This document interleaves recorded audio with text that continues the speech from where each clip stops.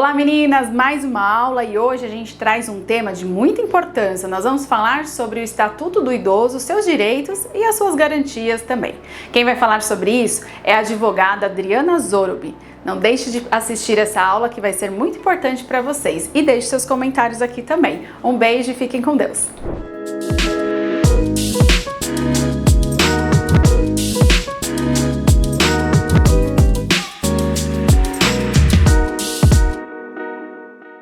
Gostaria de agradecer mais uma vez o convite que nos foi aí estendido pela doutora Sandra Nogueira, que é diretora dos projetos especiais da SAP e a coordenadora do 12º curso de promotoras legais populares do município de Suzano.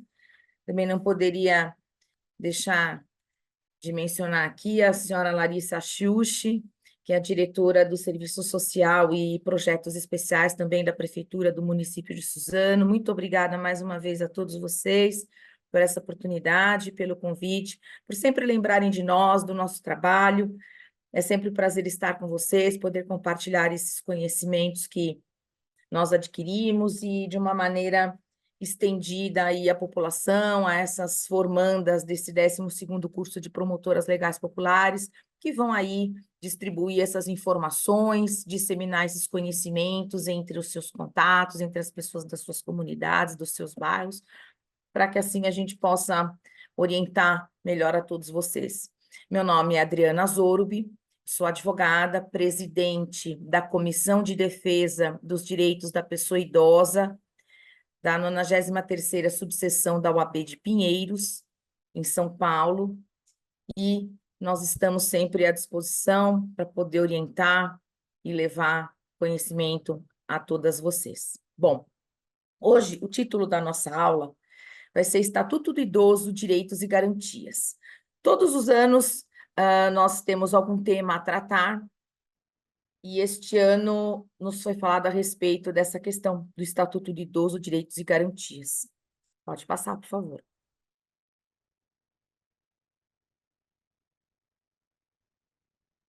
Não poderia deixar de começar falando sobre a nossa legislação. É muito importante a gente ter em mente que todos os direitos e garantias, eles são oriundos da lei. Muitas vezes, essas leis elas acabam ser violadas pelos seus próprios criadores, não obstante elas sejam criadas pelo poder público, por intermédio de processo legislativo, nas câmaras municipais, pelos vereadores, na Assembleia Legislativa, pelos deputados estaduais e no Congresso Federal, pela Câmara e pelo Senado, que são as duas casas legislativas que criam as leis de nível federal. Tá, então, nós estamos falando aqui da Constituição Federal de 1988, não poderia deixar de mencionar isso, a Política Nacional do Idoso, que é a Lei 8.842 de 94, e o Estatuto do Idoso. Nós temos outras leis que garantem e conferem direitos à pessoa idosa. Como vocês sabem, a pessoa idosa é toda aquela pessoa que tem idade igual ou superior a 60 anos no Brasil. Isso é uma lei federal, que é o Estatuto do Idoso, que assim estabeleceu. E essa lei, ela é estendida a todos aqueles que têm essa faixa etária, não porque verdadeiramente sejam pessoas idosas ou que realmente não consigam ter os exercícios ou as suas habitualidades funcionais para o dia a dia, mas realmente é necessário estabelecer um padrão cronológico de idade que não define a mentalidade de todos e nem o envelhecimento de todos ao mesmo tempo e nem da mesma maneira, mas é necessário que assim se faça para que haja aí justamente a fixação, o estabelecimento de direitos e garantias, assim como é com a questão da mulher, assim como é com a questão da criança e adolescente, todos os grupos que apresentam vulnerabilidade em relação a outros grupos de pessoas, tá? Então, vamos passar para o próximo. Constituição Federal, artigo 230. O que fala a nossa lei magna? O que é a Constituição Federal? A Constituição Federal é a lei máxima que rege a estrutura social do nosso país. Tá? Como vai ser a sociedade, como que vai ser o movimento de direitos, como vão ficar estabelecidas as garantias, tudo está contido nessa Carta Magna de Regência, que é como nós chamamos, a nossa lei máxima do nosso país, é a Constituição Federal. E o que diz lá? A Constituição Federal diz: a família, a sociedade e o Estado têm o dever de amparar as pessoas idosas, assegurando sua participação na comunidade, defendendo a sua dignidade e bem-estar e garantindo-lhes o direito à vida. Então, aqui nessas poucas linhas, o que nós conseguimos interpretar?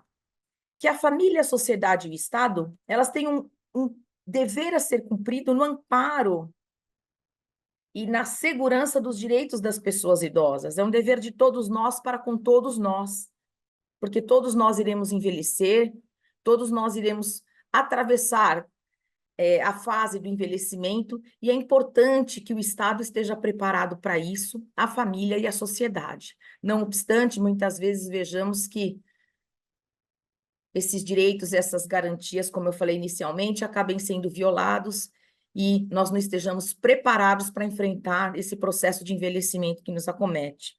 No Brasil, hoje, já são mais de 30 milhões de pessoas idosas no país, pessoas com idade igual ou superior a 60 anos, e a tendência é que esse número aumente nos próximos anos, estatisticamente falando. Hoje, de acordo com o IBGE no Brasil, nós já somos mais pessoas com idade igual ou superior a 60 anos do que crianças de 0 a 6 anos, ou seja, estão envelhecendo mais do que nascendo crianças. Então, o Estado e a sociedade e as famílias também precisam se preparar para providenciar um amparo a essa parcela da população. Pode mudar.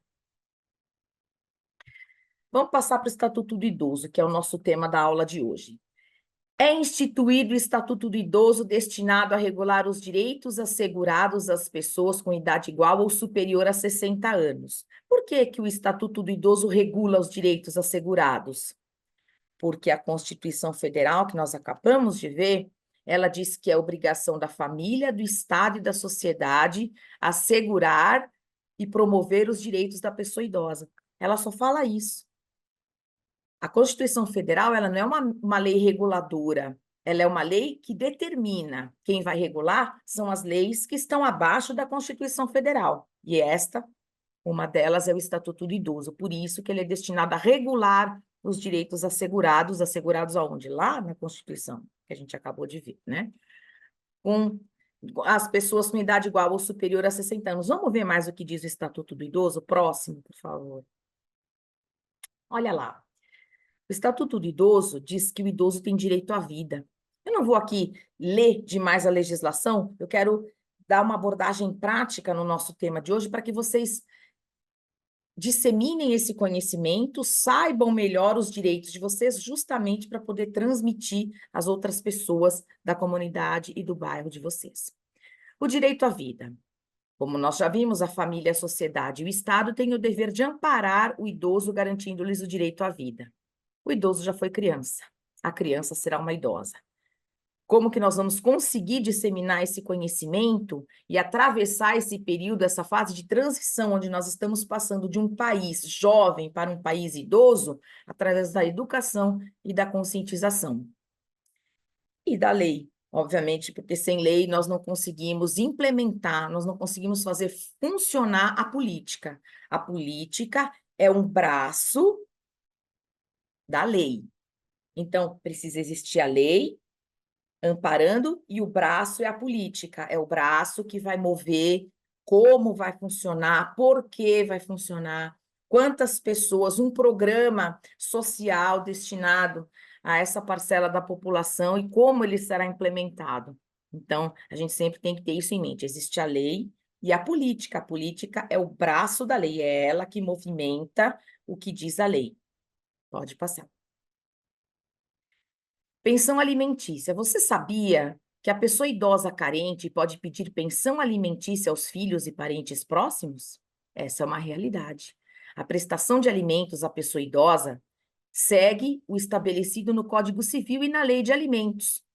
Como que você vai fazer? De repente você encontra uma pessoa, uma senhora com idade de 65 anos, por exemplo, que está passando um estado de necessidade, um estado de carência financeira, alimentar, mas ela tem lá 4 filhos. E esses filhos, às vezes, telefonam, mas os vizinhos percebem que não visitam a mãe, não contribuem com a melhoria de vida da mãe, conforme a lei estava falando ali, que a família tem que promover os direitos da pessoa idosa, mas ali eles não estão se incomodando com o fato dessa senhora estar em estado de necessidade e de carência. E aí, o que vocês vão fazer?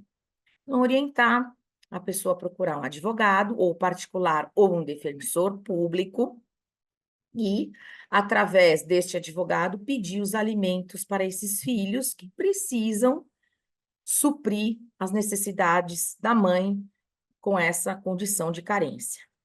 Tá? A mesma forma como acontece com as crianças e os adolescentes com idade inferior a 18 anos e aqueles que estão cursando um curso superior. Né? É obrigação dos pais promover a subsistência dos filhos através da pensão alimentícia. Existe essa necessidade. Quando não existe uma iniciativa própria, uma ação voluntária, no sentido de prestar esse alimento para os filhos, que o que a mãe faz, ou o pai, vão buscar o socorro da justiça para que seja fixada uma pensão alimentícia, ou seja, um valor mensal em dinheiro estabelecido, para que esse recurso chegue até o responsável pela administração desse valor, desse dinheiro, e, através desse recurso, possa reverter em benefícios para o necessitado ou dependente. E acontece a mesma coisa com a questão da pessoa idosa.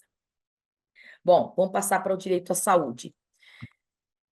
Não é necessário pagar para ser atendido no posto de saúde da prefeitura, do seu município ou do estado. Os medicamentos também são gratuitos, inclusive os de uso continuado. O Sistema Único de Saúde, o SUS, é mantido com os recursos da Previdência. E inclui também o atendimento médico-geriatra nos postos de saúde. Isso diz a lei. O Estatuto do Idoso, no artigo 15, diz claramente que os postos de saúde, casas e instituições de saúde devem incluir médico geriatra nos postos para prestar serviço a essa parcela da população. Muitas vezes a gente não encontra isso, considerando que o país possui um número reduzido, o Conselho Federal de Medicina possui um número reduzido de geriatras inscritos nos quadros do Conselho Federal, são poucos especialistas nessa área para essa população que eu falei de mais de 30 milhões de pessoas idosas. Muitas vezes esse serviço é deficitário, mas a lei estabelece que deva ter. Mas eu fui no posto de saúde e eu não consegui ter losartana. Losartana regula a minha pressão arterial e eu preciso tomar um medicamento de uso continuado. O posto não tem. O que você faz? Ouvidoria do município. Você tem que telefonar, falar, olha, eu tenho aqui uma receita médica, eu preciso tomar o losartana, fala as outras medicações que tem que tomar de uso continuado, e fui no posto de saúde hoje e não tinha esse medicamento, eu preciso. Tá? Isso é uma coisa básica que a gente está mencionando. Outros medicamentos de uso imperioso, necessário, o médico vai reduzir, vai colocar numa receita, vai prescrever a ingestão daquele medicamento, para a pessoa tomar aquele medicamento, e ela, com essa receita, precisa ir no posto para buscar. Às vezes, o medicamento tem um custo elevado e não tem disponível no posto de saúde. Mas como saúde é um dever do Estado, eles têm que fornecer. Eles não estão fornecendo. O que eu faço? Mesmo procedimento, orienta a pessoa a procurar um advogado, uma advogada, ou particular, ou na defensoria pública da sua cidade, para ingressar com uma ação e pedir para o juiz a autorização para a liberação desse medicamento. É assim que funciona. Tá bom? Vamos passar para o próximo. Transporte público. As pessoas com idade igual ou superior a 60 anos têm gratuidade no transporte público. Vocês já devem saber disso, porque a gente todos os anos comenta, na televisão aparece também, toda hora que o idoso tem direito ao transporte público, não é? Como o Estatuto da Pessoa Idosa destinou os municípios brasileiros legislarem sobre essa matéria, alguns municípios essa idade pode variar entre 60 e 65 anos. Em São Paulo e na região metropolitana, incluindo o município de Suzano, a idade é de 65 anos, para fazer jus ao critério, ao benefício da gratuidade. Basta o idoso apresentar o seu RG e fazer uso do transporte, não precisa nem ter uma carteira específica, como é o caso do bilhete único. É importante que tenha para que o Estado, para que o município faça um levantamento de quantos idosos usufruem dos benefícios da gratuidade no transporte. Isso é um controle da cidade, não é? Do município, para que se saiba quantas pessoas usufruem desse benefício, desse recurso. Porém, as pessoas com 60 a 64 anos devem carregar o bilhete único personalizado para receber a cota mensal de gratuidade. Mas eu preciso todos os meses carregar o bilhete único? Sim, você tem que carregar todos os meses, se você tiver entre 60 e 64 anos. Tá? É necessário que seja feito dessa maneira. Nós tivemos algumas questões, até foi uma lei estadual que queria regulamentar a questão da idade para usufruir do transporte público, gerou muita confusão, eles queriam tirar esse direito dos idosos entre 60 e 64 anos, porque entendiam que se a lei falava que era 65, não precisava ser até de 60 anos, mas outro grupo de pessoas, de juristas, debateram a questão dizendo que o Estatuto diz que idoso é a pessoa com 60 anos, então teve muito debate a esse respeito e agora ficou acomodado dessa maneira, tá? E uma coisa importante vocês saberem, que vocês já sabem, é o assento prioritário reservado às pessoas com idade igual ou superior a 60 anos. Hoje, eu já tenho visto no transporte público, mesmo aqui da capital, de São Paulo, eu tenho visto que as pessoas, ainda que não estejam sentadas nos assentos demarcados para prioridade especial ou para prioridade de pessoas idosas, elas se levantam e dão um assento para a pessoa idosa. É assim que deveria ser. Sempre deveria ser assim, independente da lei ter que apontar, ter que regulamentar um procedimento de educação, né? Algo que provém de uma boa educação, de uma boa conduta. Infelizmente, a lei teve que regulamentar, dizendo que as pessoas mais jovens devem ceder os seus assentos para as pessoas idosas. Então, estamos voltando assim com bastante adesão, a gente percebe que as pessoas entenderam que não é porque o assento está destinado para a pessoa idosa, embora ela não esteja assentada num assento que seja demarcado como prioritário, reservado às pessoas idosas, ela precisa se levantar, mesmo que o assento não seja demarcado, que é questão de educação. Não é uma questão que a gente aprende e que as escolas também devem ensinar nos seus conteúdos programáticos sobre a necessidade, é o que nós falamos no início lá, conscientização e educação. Isso se aprende nas escolas, nas famílias, os pais educando, explicando sobre a necessidade de agir dessa forma, tá? Então, vamos passar para a próxima. Atendimento prioritário. O Estatuto do Idoso estabelece que a pessoa idosa tem direito ao atendimento imediato e individualizado junto aos órgãos públicos e privados. Vocês devem saber disso, tem filas especiais para as pessoas idosas. Embarque e desembarque dos transportes, mesmo o elevador. Bancos, casas lotéricas, caixas de supermercado, fórum, posto de saúde, prefeitura, aeroportos, teatro, cinemas, entre outros. Então, todos os lugares onde existam circulação de pessoas, circulação de população, existe pessoa idosa, sempre a prioridade será daquela pessoa idosa. Uma observação que eu gostaria de fazer, que é muito importante, pessoal, a questão de embarque e desembarque de transportes, incluindo elevadores. É assim, às vezes, o elevador, você vai no sábado à tarde no shopping center, shopping lotado. As pessoas gostam de passear com as famílias, vão tomar um sorvete, vão levar seus filhos para ter uma distração, se lembram de comprar alguma coisa que estão precisando ou que mesmo querem ter. e o elevador, só existe um elevador central dentro de um shopping center. Aí você vê idosos, pessoas, vou até me estender aqui na questão do direito, pessoas portando crianças, bebês em carrinhos, pessoas portadoras de necessidades especiais, o elevador cheio de jovens, pessoas que podem ir pela escada rolante, porque existe escada rolante, ou pela escada normal, se assim desejarem também, e esperando para o transporte subir e descer, levando-as aonde querem que estejam, e para o lado de fora, os idosos esperando a oportunidade para poder entrar. Então, isso é algo que nós temos percebido, já houve a identificação disso, inclusive é importante orientar, por favor, aqueles que não são portadores de necessidades especiais ou não são idosos, por favor, saiam do elevador para que aqueles que realmente necessitam possam se utilizar desse veículo, desse meio de transporte.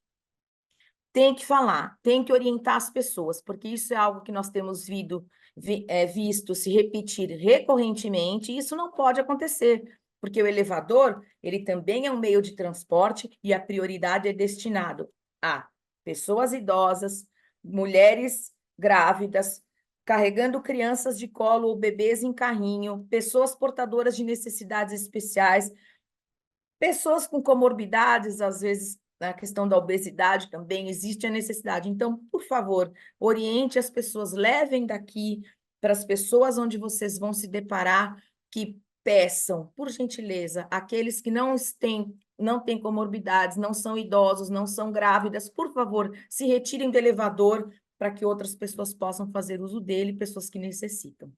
Isso é algo que eu tenho percebido, já foi identificado e precisa ser conscientizado também. E as pessoas acham que elevador não é meio de transporte, acham que está ali e é um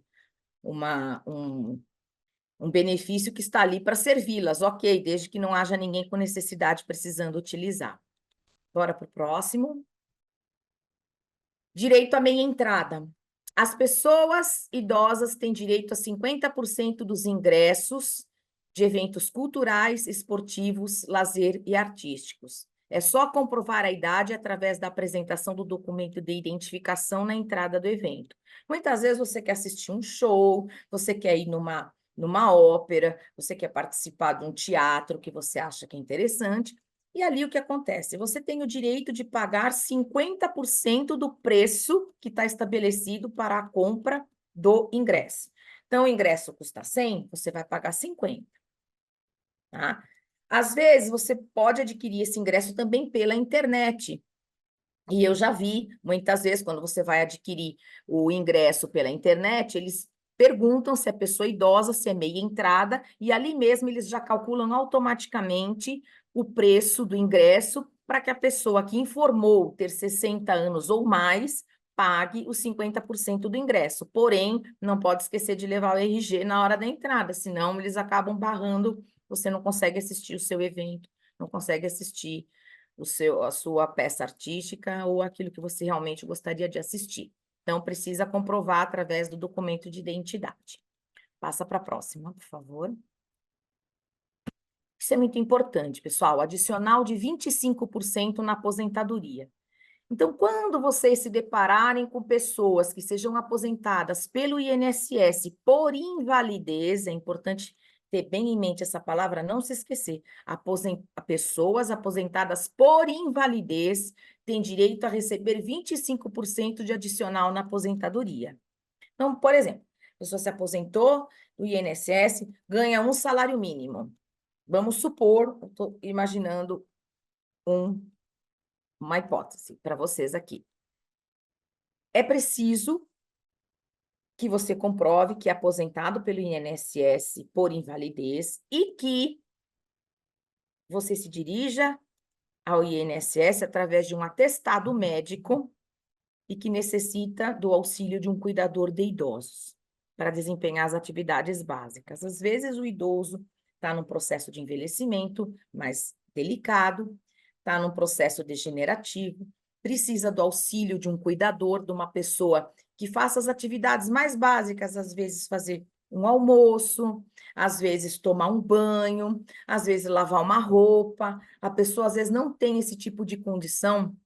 Eu não estou confundindo aqui, vamos parar para esclarecer.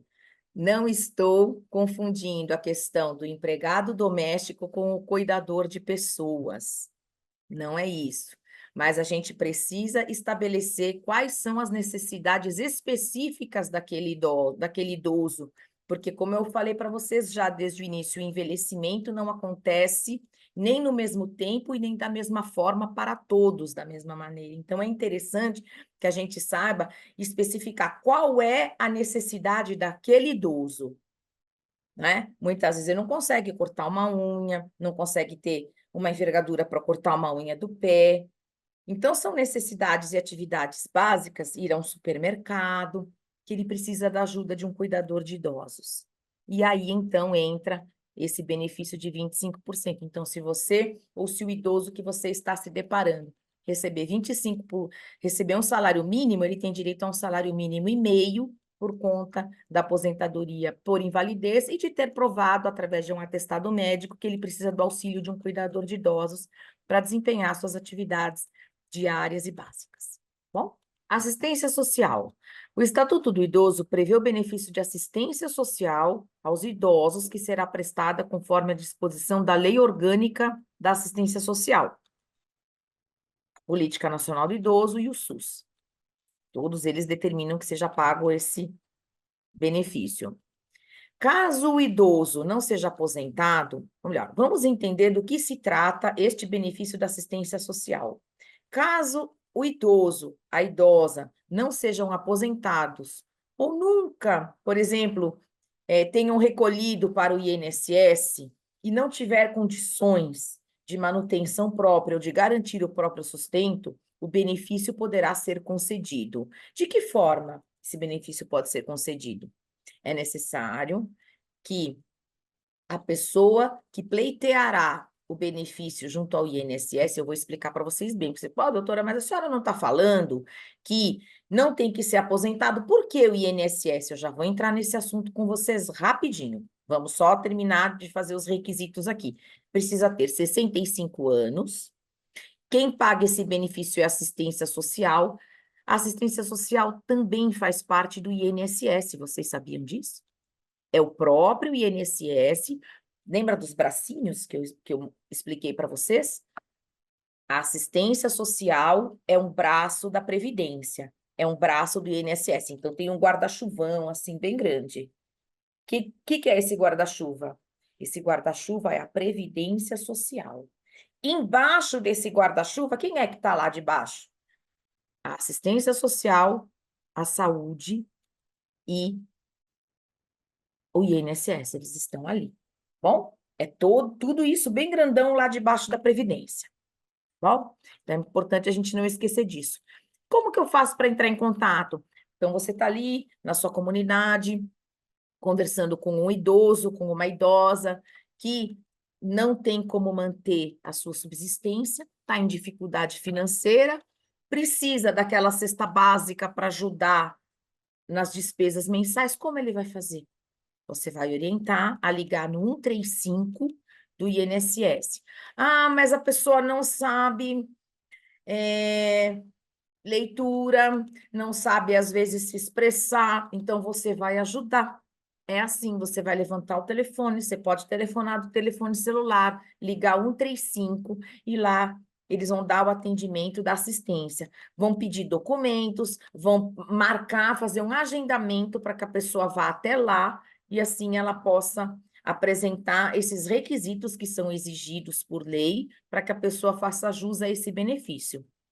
Deu para entender? É assim que funciona. Mas também, olha só, isso não exclui a obrigação da família. Lembra lá no início da nossa aula que nós falamos que a Constituição Federal estabelece que a família, o Estado e a sociedade são responsáveis pela proteção e a garantia dos direitos das pessoas idosas? Isso não exclui a obrigação da família de cuidar da pessoa idosa. Bom, então, caso ele tenha família, caso alguém possa ajudar da família, os filhos têm obrigação para com os pais no envelhecimento. Isso é uma realidade. Isso é um tópico da lei e precisa ser cumprido. Agora, aquele idoso é um idoso sozinho, não tem família, envelheceu sozinho, não tem ninguém que possa cuidar dele, ele precisa sim fazer jus a esse benefício da assistência social. É esse salário mínimo que a assistência paga para as pessoas carentes, sozinhas, que não têm condição de prover a própria subsistência. Próximo. O trabalho. Como funciona? Todo idoso que tenha a capacidade, a necessidade e a vontade, que é o mais importante, todos, eu até inverti, né? Todo idoso que tem a vontade, a capacidade e a necessidade, pode continuar trabalhando independentemente da discriminação pela idade, que nós chamamos hoje de idadismo. Então, quando vocês ouvirem a palavra idadismo, vocês já sabem que é a discriminação em razão da idade daquela pessoa. Não existe limite máximo de idade para a contratação de empregados, tá? Não existe limite máximo de idade para a contratação de empregados. Tem que ter isso bem sério em mente. Às vezes a pessoa tem idade, tem 60, 65 anos e quer arrumar um emprego, se sente bem, tem necessidade de se colocar, gosta de ver pessoas. Nós já vamos ver os benefícios do trabalho na terceira idade e quer trabalhar, deseja, tem vontade de continuar trabalhando. Ela pode continuar trabalhando, evidentemente, que ele não vai trabalhar como professor de educação física num colégio, numa academia, que isso requer um preparo físico, requer uma condição física plenamente em vigor. Às vezes a pessoa já tem alguma deficiência, obviamente não está qualificado para esse tipo de trabalho. Ah, vai ter concurso para salva-vidas. Você com 65 anos já sabe que no edital ali vai ter um limite máximo de idade fixado. Por quê? Porque aquela função requer um preparo, um condicionamento físico excepcional, não é? E que, evidentemente, a pessoa, pela limitação e pela questão da idade, não vai conseguir cumprir. Mas para as outras funções que se pode cumprir, realmente não existe limite máximo. Bom, é importante esclarecer isso para as pessoas com as quais vocês se depararem, para que elas possam saber, se elas quiserem continuar trabalhando, elas podem. Pode passar. Segundo o IBGE, mais de 30% dos idosos aposentados continuam trabalhando e 70% dos idosos continuam no mercado de trabalho. As pessoas idosas, elas ainda trabalham, elas querem se sentir produtivas, elas têm necessidade de desempenhar uma função, de se sentirem úteis, tá? E querem continuar trabalhando. Pode passar para o próximo. Olha lá. Quais são os benefícios na atividade profissional do idoso, da idosa? Valorização própria, crescente fonte de informação e estímulo cerebral, você está ali em contato com as pessoas, sempre conversando, sempre colocando o cérebro para funcionar, isso é muito importante. Prevenção contra doenças degenerativas relacionadas à mente, seu cérebro está em andamento. Realização pessoal, integração social e promoção da igualdade. Por que que você, sendo uma pessoa de 65 anos, 70 anos, não pode trabalhar com alguém de 40? Não pode trabalhar com alguém de 35? Qual é o problema? Isso é uma integração. É tão necessário para o jovem, que vai aprender com a maturidade, com o jogo de cintura da pessoa mais velha, né, que tem ali os meandros. Olha, calma, não fica nervoso, né? Você precisa, né, não se esgota desse jeito, não vale a pena. A vida é uma só, você é jovem, daqui a pouco você está tendo aí problema de saúde, de pressão alta, colesterol, triglicéridos, tudo isso. Calma, vamos. Então, o idoso ele tem essa forma mais calma, mais tranquila, além de todo um conhecimento técnico, científico na área de atuação dele, a experiência que os anos o levaram a ter, e o jovem ter aquela força, aquele vigor, aquela atividade, que está sempre participando, falando, cheio de ideias, cheio de questões. Então, isso é muito importante. O que nós chamamos de intergeracionalidade. né? Uma palavra horrível, né? Uma palavra técnica, chata, vocês não precisam guardar isso, eu só estou falando porque quando vocês, de repente, escutarem essa palavra, vocês vão ouvir, puxa lá, a professora falou da questão da intergeracionalidade, da importância das gerações estarem convivendo umas com as outras e ali participando do mesmo mercado de trabalho. Isso é muito importante, gente. Precisa ressaltar essa questão. O Brasil, infelizmente, não está preparado, não tem uma cultura de envelhecimento ainda que permita essa convivência. Existe sempre aquele alijamento, sempre evitar a pessoa idosa de participar, porque não, porque isso, porque o idoso, né, não tem condições de fazer essa atividade, ele sempre vai ter condições de fazer uma atividade. Sempre vai ter, se ele tiver uma capacitação cerebral, se ele tiver conhecimento técnico, ele sempre vai ter condições de trabalhar e de se dedicar a uma atividade. E o jovem vai poder aprender com isso. Isso é muito importante, tá? Então, disseminem essa informação, passem para as pessoas que vocês encontrarem na comunidade, no bairro de vocês. Isso é uma informação muito importante que eles têm que ter, tá bom? Pode passar para o próximo. Prioridade para compra de imóveis. Vocês sabiam que todo idoso, toda pessoa que tiver idade igual ou superior a 60 anos, caso surja um programa habitacional na sua cidade ou no seu estado, ele deverá ter no edital, especificamente, uma destinação de 3% de prioridade dos imóveis ofertados às pessoas idosas. Então, todo o programa de moradia do estado ou do município, vamos fazer um programa habitacional, habitação, etc. Geralmente é o estado que faz, né? Tem que ter a destinação de 3% da reserva para as pessoas idosas e geralmente não, o Estatuto do Idoso diz, é lei, tem que ser nos andares de baixo, nos andares térreos. Porque geralmente a gente sabe que os programas habitacionais são aqueles prédios que têm 4 andares, não tem elevador, né?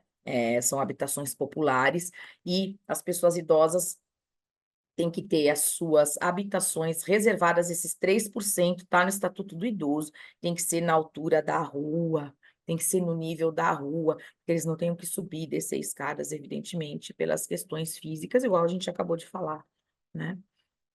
Na questão. Então, isso é uma coisa muito importante, fiquem sempre atentos. Sabe de uma pessoa idosa, quer adquirir um imóvel próprio, está precisando, ele tem condições de entrar naquele programa do governo, então ele pode fazer jus a isso, tá? E nos andares de baixo, principalmente no térreo. Próximo. Olha, gente, uma coisa muito bacana é a isenção de IPTU. Aí precisa ver em cada cidade, né? Precisa se informar na prefeitura dessa cidade se tem um programa destinado para que as pessoas idosas tenham isenção de IPTU. Aqui em São Paulo, na capital, nós temos a prefeitura do município de São Paulo, ela destina a isenção de IPTU para as pessoas idosas. Quais são os requisitos? Vamos dar uma olhadinha? Olha lá. Ser aposentado, pensionista ou beneficiário da assistência, que é aquele salário mínimo que eu já falei para vocês. Ter um único imóvel, não pode ter mais que um imóvel, e ter uma renda mensal de até 3 salários mínimos. Se tiver mais do que 3 salários, não pode fazer jus ao benefício da isenção do IPTU. Tá? Então, sempre tem os critérios. E o imóvel também tem que ter um valor venal de referência, que é aquele valor que a prefeitura atribui ao imóvel justamente para poder cobrar o imposto. Tá? É em cima desse valor venal que a prefeitura atribui o valor do imposto. Tem que ter um valor, aqui na cidade de São Paulo, o imóvel precisa ser de aproximadamente R$ 1.600.000. É o valor aqui na capital de São Paulo. Na prefeitura, no município de Suzano, é importante se informar na prefeitura para poder disseminar essa informação junto com vocês aí, né? E tomar conhecimento, porque é um benefício importante caso a pessoa idosa só possua um imóvel. Bom? Para o próximo. Vagas de estacionamento. Isso vocês já sabem, porque vocês vão aos shopping centers, vão aos comércios da região de vocês, e vocês já sabem que tem ali no chão aquelas vagas indicadas para pessoas idosas ou portadores de necessidades especiais. Então, vocês já sabem que existe, tá? E isso é lei, está no Estatuto do Idoso. Nós estamos tratando hoje de Estatuto do Idoso, direitos e garantias. Então, nós estamos tratando disso, tá bom? Então, são 5% das vagas de estacionamento destinadas nas áreas sitiadas por comércios, shopping centers, para estacionamento em locais e estacionamento em locais públicos. Na rua, vocês também já devem ter visto que tem as vagas destinadas para as pessoas idosas, tá? Mas sempre tem os requisitos. Vamos ver quais são? É necessário ter o cartão do idoso colocado no painel do veículo para não ser multado ou guinchado. Precisa ter o cartãozinho. Atenção! Bom, antes disso, assim, deixa eu dizer uma coisa para vocês. Aqui na Prefeitura de São Paulo, você consegue o cartão pela internet. Você entra na internet, diz qual é o seu problema, manda a receita médica. Não, desculpa, não é receita médica, eu estou confundindo com portador de necessidades especiais. Me perdoe, vamos voltar aqui uns minutinhos. É necessário fazer o requerimento, enviar o documento de identidade, provando ter idade igual ou superior a 60 anos, e a prefeitura libera o cartão por e-mail. A prefeitura tem esse cuidado, eles enviam o cartão da pessoa idosa para o e-mail, você baixa o cartão, tem ali uma validade, você vai ver até quando é válido aquele cartão, tem que ficar atento a essa data, porque senão você pode ser multado também, tá? Atenção! O estacionamento não é gratuito. Mesmo usando o cartão, é necessário efetuar o pagamento conforme as indicações do local. Então, às vezes, você vê uma placa na via pública destinando aquela vaga para pessoa idosa e você acha que você pode parar ali só com o cartão de pessoa idosa e não pagar nada. Não é assim. Você tem que entrar em contato com a CET, comprar um cartão de horas através do aplicativo. É mais complicado, é mais difícil, mas você não pode parar, porque se o CET passar ali e ver seu carro parado, ele vai lá no computador, que agora é tudo pelo aplicativo, ele vai digitar o número daquela placa e vai ver que aquela placa está estacionada sem a aquisição do Zona Azul, do cartão para estacionamento. E ele vai multar você.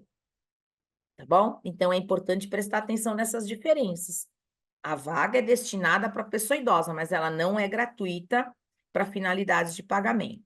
Tá bom? Precisa pagar direitinho o estacionamento, ainda que seja na via pública. E no shopping, claro, qualquer lugar que você for que exigir o pagamento do estacionamento, vai ter que pagar o valor que pedem, só as vagas que são destinadas para pessoa idosa, que são válidas, tá bom? Próximo. Olha só uma novidade bem bacana, que eu acho que muitos de vocês já devem saber, mas eu vou voltar a explicar aqui para vocês. A pessoa idosa pode ter isenção de imposto de renda? A resposta é sim. Mas vamos ver quais são os requisitos? Ser aposentado, ter 65 anos ou mais e ter uma renda mensal acima de R$ 3.807,96.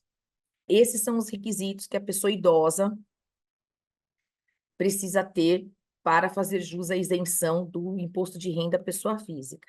É importante você conversar com o seu contador, com as pessoas que você tem contato, profissionais da área, que possam te orientar melhor a esse respeito. Esses são alguns dos critérios que nós sabemos, que estão disponíveis, inclusive, no site da Receita Federal, informando a questão da isenção do imposto de renda, tá bom? Então, se informe direitinho com os profissionais da sua confiança. E eu coloquei lá embaixo uma observação: aposentados com doenças graves. Tá? Então, se for aposentado e tiver uma doença grave, mediante apresentação de atestado médico, pode fazer o requerimento de isenção do imposto de renda à pessoa física também, e aí provavelmente, conforme sejam os critérios e conforme seja a análise, né, dos analistas da Receita, eles vão conceder e você vai ter aí o benefício, ou vai poder também passar para outras pessoas que precisem desse benefício de isenção do imposto de renda à pessoa física, ok? Próximo. Sol, eu fico muito feliz de poder participar com vocês todos os anos do curso de promotoras legais populares. Às vezes eu receio que eu tenho até dificuldade para falar uma linguagem não técnica, mas é sempre um prazer estar com vocês.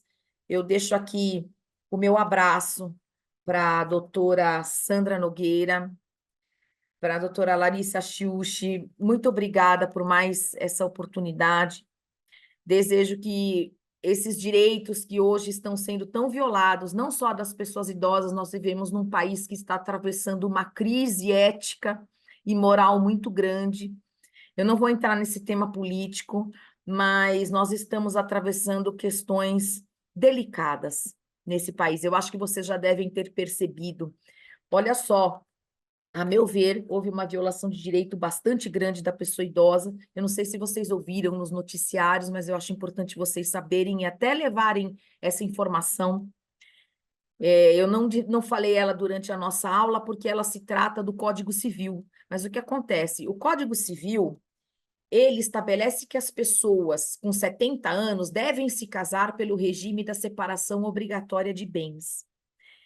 Houve um procedimento dentro do STF, através de um processo que entrou lá, um processo que foi de origem do Tribunal de Justiça aqui de São Paulo, e o STF retirou essa proteção. Então, hoje, óbvio, a pessoa idosa pode sim se casar com o regime, pessoa idosa de 70 anos, com o regime da separação obrigatória de bens. Ela pode escolher, tá? O que nós estamos comentando e nós falamos várias vezes é que essa proteção foi retirada. Não existe mais essa proteção legal. E qual é o problema disso? É a questão da vulnerabilidade, da fragilidade no processo de envelhecimento. Nós sabemos muito bem o que acontece, né? Existem pessoas más, existem pessoas com más intenções e que levam a pessoa idosa a ter uma dilapidação de patrimônio, enfim, através de estelionato sentimental, estelionato emocional, enganam a pessoa idosa e acabam aí deixando a pessoa idosa numa situação financeira difícil. Então, eu oriento vocês, aconselhem-se com advogados da sua confiança, não vão se casando com essa idade sem buscar uma orientação jurídica. É importante que vocês tenham uma orientação jurídica. Óbvio que a pessoa idosa é capaz de escolher aquilo que ela quiser para a vida dela, mas muitas vezes ela acaba sendo envolvida, ela acaba sendo através dessa fragilidade. Imaginem vocês, pessoas novas podem ser envolvidas em questões frágeis e de vulnerabilidade. Então, tomem cuidado com isso, pessoal, porque essa proteção foi retirada. Hoje, se uma pessoa idosa com 70 anos for casar, ela pode escolher o que ela quer, pode até ser induzida, pode até ser levada a isso, e é importante que ela se aconselhe com um profissional dessa área, tá bom? Eu deixo essa observação, que eu fui me lembrar agora, mas eu acho muito importante deixar isso aqui para vocês se lembrarem e tomarem as providências que vocês acharem melhor para vocês, tá bom? Pessoal, obrigada, um abraço a todos e até a próxima aula.